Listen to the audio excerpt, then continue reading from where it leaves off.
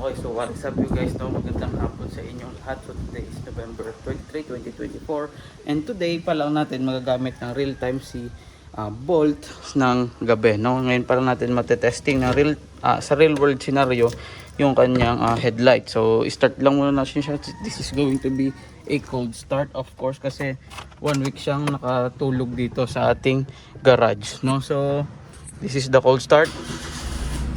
Okay naman, 1 click pa rin. So painitin lang natin siya and then labas tayo mamaya.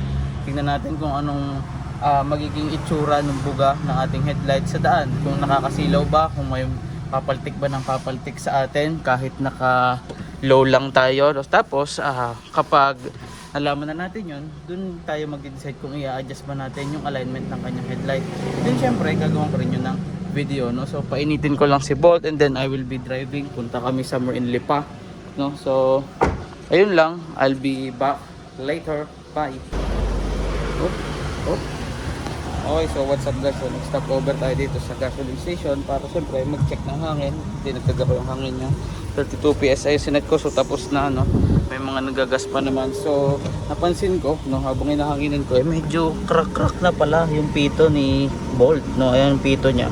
Medyo basag-basag na. So pwede na siyang palitan.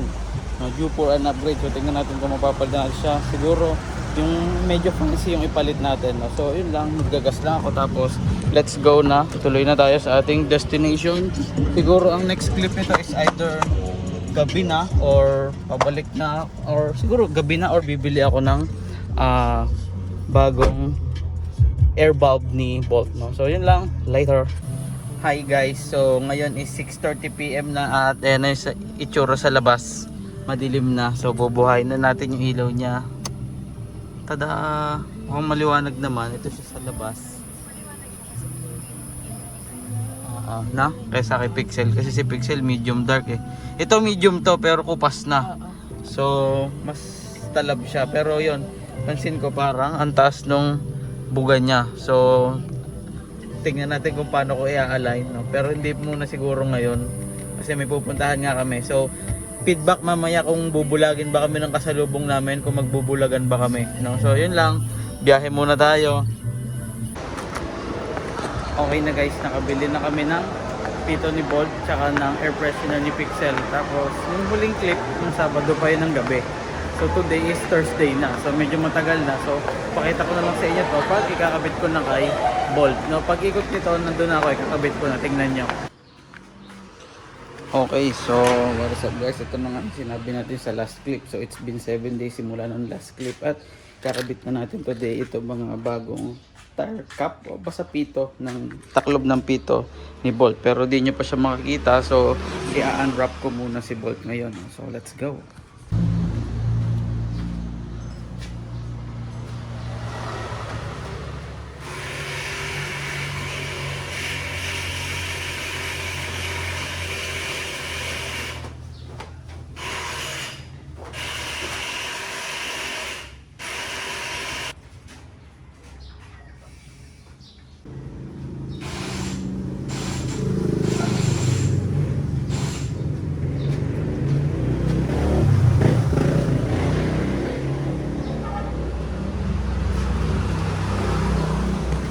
Okay, so ayan na ngayon si Bolt, no? So alis na natin siya ng balot. Hindi ko na masyadong inalis lahat yung cover niya kasi di pa naman tayo alis ngayon. Gusto ko lang talaga itong maikabit kasi in the past 2 weeks mula nung nakabit natin yung headlight na hindi ko pa nga din aalign hanggang ngayon, parang once or twice ko pa lang siya na ilalabas. So ngayon kakabit lang natin to kasi yung mga taklob ng pito ni Bolt is may mga crack na. So papalitan natin tong stock. So syempre it's 5 years old na, so medyo talagang nagagato na siya since rubber nga siya. So kuha tayo ng isa nito. Syempre basic lang naman, iikot mo lang yan dyan.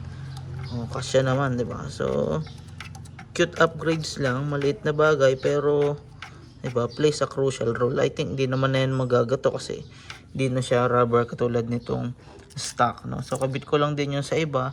And then kapag may nakita ako na yung crack na pinakita ko sa inyo sa gasoline station, ipapakita ko sa inyo. Ito, yung sa unahan na to, crack na to, alisin lang natin ng mabilis, no? So ito siya.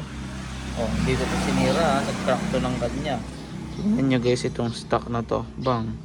Yan na yung sinasabi natin. So, it is due for an upgrade or siguro kahit change lang. Di naman siguro upgrade kasi wala namang kakaiba dito sa bagong ikakabit natin. Pero yan.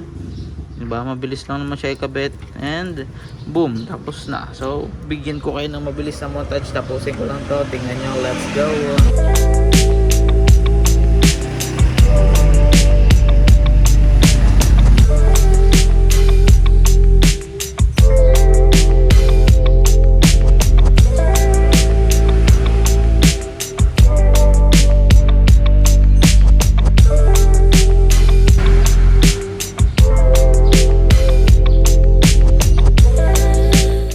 Guys, napalitan na natin yung apat niya na tire bulbs, no, yung mga taklob sa pito niya. So dalawa na pala yung baak sa kanya mga stock na pito. So check nyo yan, baka mamaya kasi pwede rin yung mag-cause ng air leak, pero very seldom naman yun na mangyari, no. So again, yung headlight ni Bolt na bagong palit natin, which is the X7 na tricolor, ay hindi pa rin natin a-align. So kung may masasuggest kayo sa akin na pwedeng puntahan na lugar na may malawak na wall at may patag na patok na sahig o daan, pwede natin puntahan yun. Iniisip ko dito sa pader namin, kaso nga lang medyo inclined yung wall. So kapag wala tayong makitang lugar na may flat na wall or flat na sahig, dito ko na lang siya igagawa. So susukatin na lang natin siya ng matindihan, no? So yun lang, thank you sa panonood. Napalitan na natin ng pito si Bolt, no. So papaandarin ko lang siya, painitin ko lang siya dito sa garahe para naman di siya ma-stop, no. So yun lang, huwag niyo kalimutan mag-like and subscribe.